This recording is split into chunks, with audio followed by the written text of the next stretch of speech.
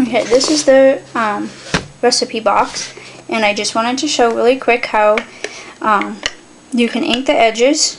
You could actually take the ink itself and actually just directly do it that way, but I really want a soft, subtle look, so I'm going to use the sponge technique where you just daub the ink like we did with the Irresistibles onto the ink pad, and then just lightly go right around the edges, just back and forth, and you kind of get that nice soft color.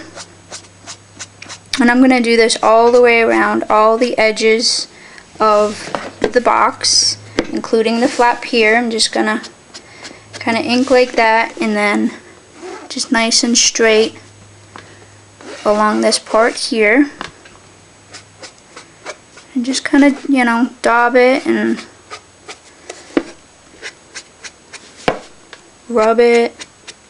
Go back, and I'm going kind of like at a bit of an angle here. Let me just kind of give you a side view of the angle that I don't know exactly what degree it is, but as you can see, and the more that you want, the more you can just kind of go over it. The lighter you want it, the darker you want it, just depends on how much ink you put on and how many times you go over. There's going to be paper that covers, you know, this whole thing, which I'll show you in just a little bit, which will probably be through pictures because it's just easier. And basically that's, you know, kind of what you just do, this all the way around the box. And you don't have to necessarily do this. Some people may leave it just white.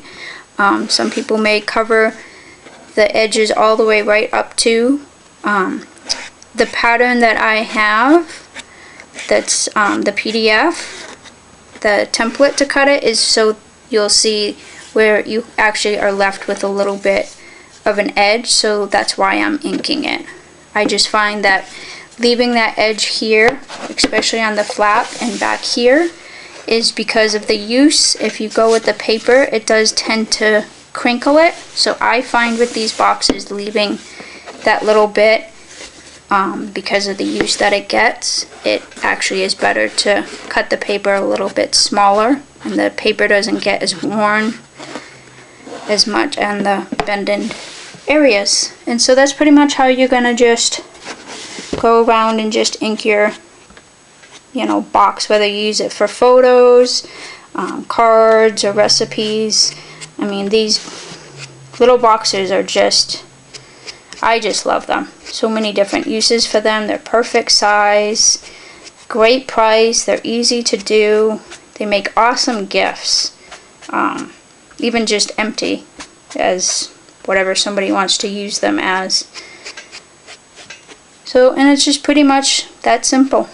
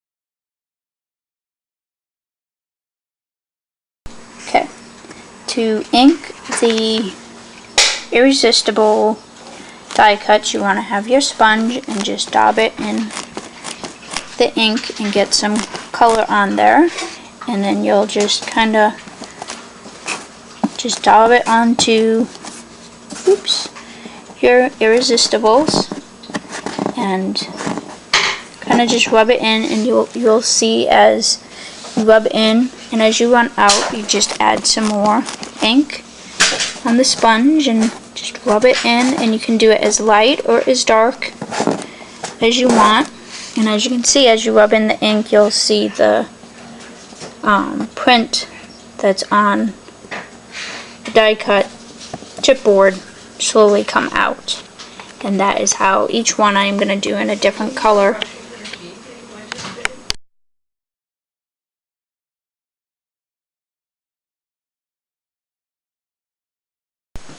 Okay, so I want to show you how to ink the irresistibles, which they come in this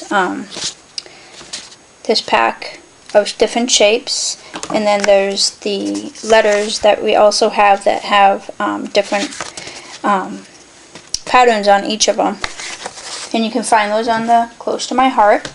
And so as you can see, these two little ones here are already inked, and I did the top part in the chocolate, and I'm going to show you how to ink the edges in a darker color to give it a little bit different kind of look.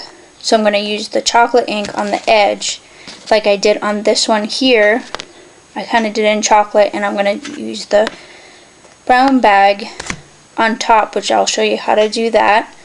And you'll want to have your sponges, which usually comes in a big round circle, and you just kind of cut them down into little triangles. And so what we'll do is we'll do the edge of the little corner rounders that I'm going to use on the box. And basically what you do is you hold your sponge at the pointy end here, and then you're just going to push in and pick up the ink on the sponge like that, and then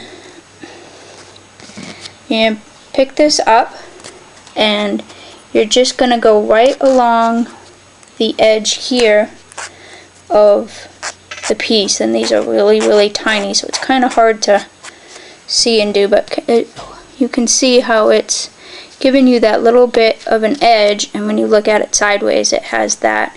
And just here where it's all like in there, you just pick up some more ink and you just kind of just rub it along, and because it's just edging it, you don't need it to be perfect. So it gives you that little bit of a kind of, I don't know what the word is, kind of look of, you know, kind of inked out and multicolored, I guess. I'm not really sure what, my brain's just not working on terms right now. So you have that there, and now I'm going to show how on this one I had inked the edge in the chocolate, and now I'm going to go over the very top of it with the brown bag, and I'm going to grab a new sponge. Even though they're both browns, you should have, if you use the same color, you can actually start with the lighter one and then move on to the darker one. So again, just kind of dab it on there and pick up, you know, some ink. It doesn't look like it's a lot on there, and you just kind of rub it on there like so. And as you can see, it's the image that's basically irresistible. That's why they call them irresistibles. Start showing up. And you kind of go in a circle, and you can dab it however you choose. You know, you just kind of get it on there, and you know, the more you add, obviously the more color that's on there, the darker it will be, and the more the pattern will show through. And these are really cool because they have just, you know, it adds just that little bit without having to cut out a paper, which can be very tedious, or like me, it's very difficult because my fine motor skills I'm still working on, and as a lefty, I'm not very good at cutting like I used to be. So, and some people just don't have that capability, or they just easily get frustrated. So you can just use your ink to basically get that look that, you know, you may not necessarily get with paper or whatever. And you do want to kind of have a